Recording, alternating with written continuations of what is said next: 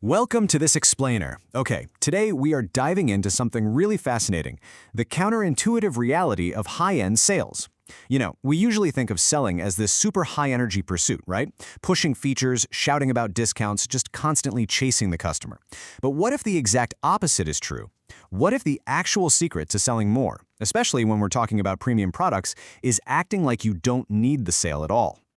Think about it. To successfully close a premium deal, you really have to embrace a massive paradigm shift. When you push too hard, when you immediately offer these unprompted discounts, or when you just talk endlessly to fill the silence, it actually signals desperation. You're inadvertently telling the customer, hey, my product might not actually be worth the asking price. So today, we're going to completely flip that script. We're going to see how mastering the art of restraint in your conversations, your pricing, and your marketing can literally make your brand irresistible. Let's get right into it with our first major shift, the power of silence. So, in a lot of business cultures, we're basically trained to treat silence as this awkward gap that desperately needs fixing. But in high-level negotiations, that instinct to constantly fill the air, that's exactly what causes us to lose value.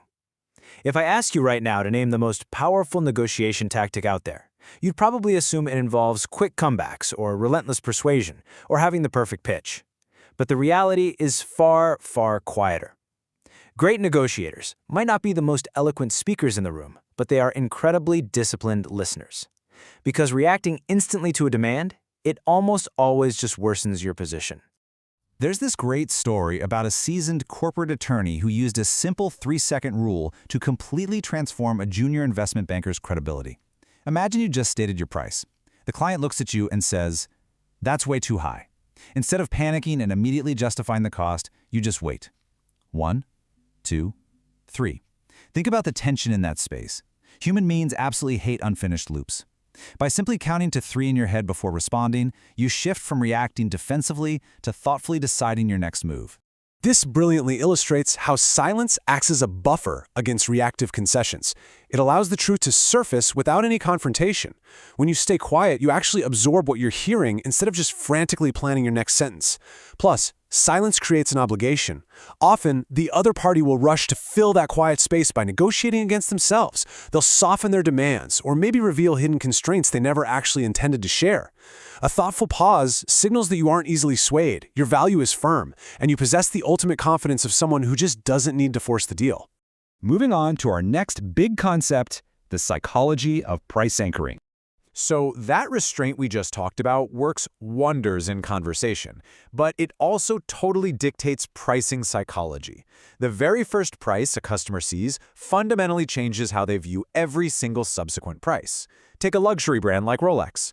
When they establish a massive $30,000 price anchor, they instantly create this undeniable perception of extreme quality and status. By setting the bar incredibly high, they don't just elevate their own brand, they shift the perception of the entire market. Because Rolex charges $30,000, suddenly a $4,000 watch from a competitor like Tag Heuer seems like a pretty reasonable deal, right? Rolex doesn't need to justify their price with a desperate sales pitch. The anchor does the heavy lifting for them, projecting an aura of exclusivity that people actively want to buy into. And you see this everywhere. Take a look at how this expensive enterprise tier acts as a decoy. This is classic sandwich pricing. The company probably doesn't expect many people to actually buy that $99 enterprise plan, but just having it there anchors your expectations high. Suddenly, that $29 professional plan looks like an absolute bargain for all those features, while the cheap basic plan makes you worry you're going to miss out. The brand isn't aggressively pushing you to the middle option at all. They are using a high-price anchor to make you want to choose it all by yourself. All right, let's shift gears and look at what I call the luxury discount dilemma. Let's see how this restraint builds into the broader retail paradox of maintaining prestige during an economic downturn. We all know the drill. The economy shifts, retailers get stuck with excess inventory. The standard knee-jerk reaction is to slash prices, but in high-end sales, a discount can be absolute brand poison. Deep discounting in your main store reeks of desperation. Luxury brands, on the other hand, preserve their aura by quietly shifting markdowns to third-party channels like Net-a-Porter or to exclusive client events. If you walk past a high-end boutique and see a massive red 25% off sign slapped on the window, the illusion of opulence is instantly shattered. It tells you the brand needs your money more than you need their product. The secret is clearing out inventory without ever letting the broader public see you sweat. And here's the underlying reason why. High-end items function as what economists call Veblen goods. Eroding their price directly erodes their desirability to high-income shoppers. Standard economics says that as prices go up, demand goes down. But Veblen goods completely reverse this. People buy luxury items specifically because they are expensive. The high price is literally the feature. It signals status and perceived value. If you lower the price, you actively destroy the very reason your best customers are buying from you in the first place.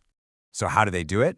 By executing restrained, highly targeted markdowns. Iconic houses like Gucci and Chanel clear out inventory without ever looking like a discount brand. They utilize third-party, multi-brand e-tailers like Farfetch to host the discounts, which keeps their own flagship websites looking pristine. Or they use sophisticated triggers, maybe a private invitation-only sale or a special offer tied directly to a highly loyal client's birthday. The brand maintains its powerful, unbothered facade to the general public while quietly taking care of excess stock entirely behind the scenes. And that brings us to our final section, stories over sales pitches. Let's explore how pulling back on aggressive feature dumping transforms your marketing into an irresistible narrative.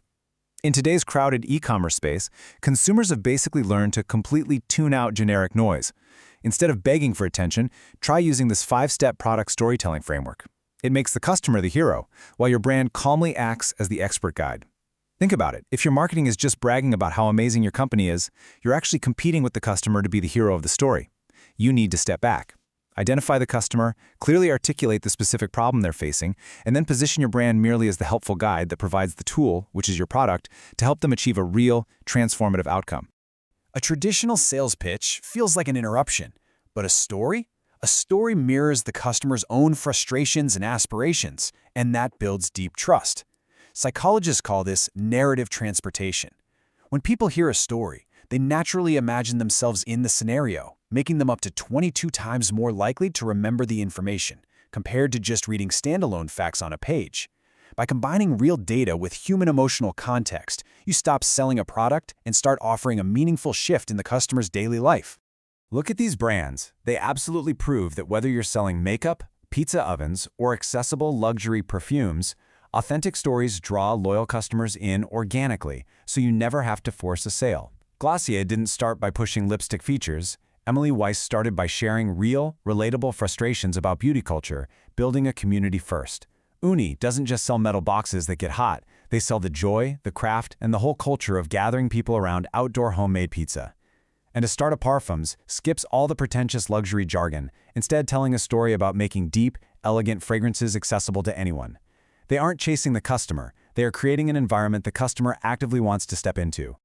As we wrap up this explainer, I really want to leave you with a final thought to test in your own business. What would actually happen if you simply stopped trying so hard and let the power of restraint do the selling for you? Whether it's embracing a 3-second pause at the negotiation table, establishing a bold price anchor that just speaks for itself, hiding your discounts to protect your brand's prestige, or replacing a loud sales pitch with a quiet, confident story.